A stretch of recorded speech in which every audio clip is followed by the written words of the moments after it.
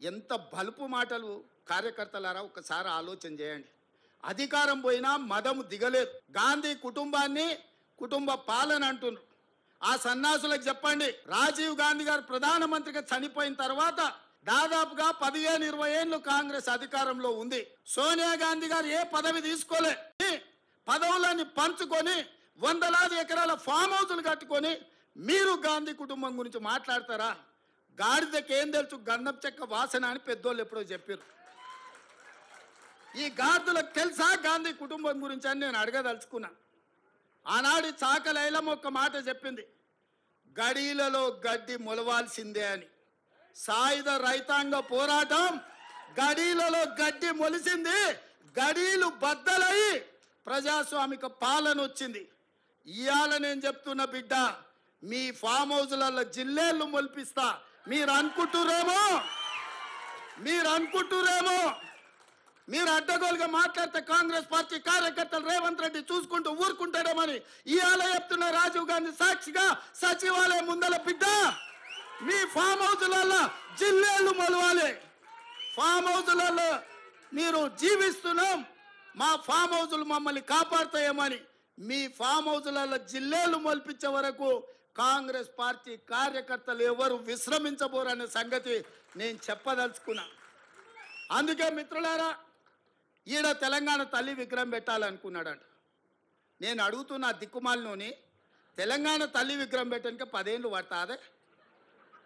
1000 ఎకరాలలో farm house కట్టుకున్నావు నువ్వు, 100 ఎకరాలలో వాడు జన్వాడల ఫామ్ హౌస్ కట్టుకున్నాడు, 10 ఎకరాలలో శత్రు దుర్భేదమైన ప్రగతి భవన్ పేరు మీద గడీని నిర్మించుకున్నావు.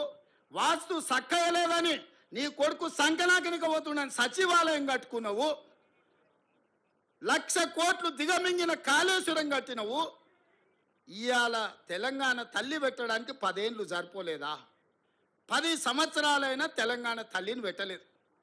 నేను ఇక్కడ రాజీవ్ గాంధీ గారి విగ్రహం అనగానే అయ్యో అయ్యో అని గుండెలు బాదుకొని అక్కడ తెలంగాణ తల్లి విగ్రహం పెట్టాలనుకున్నాడంట. 10 ఏళ్ళు ఏ గాడిద పండ్లు తోవినామని నేను అడుగుతున్నా. ఇక్కడ తెలంగాణ తల్లి విగ్రహం మేము పెట్టొద్దన్నమా?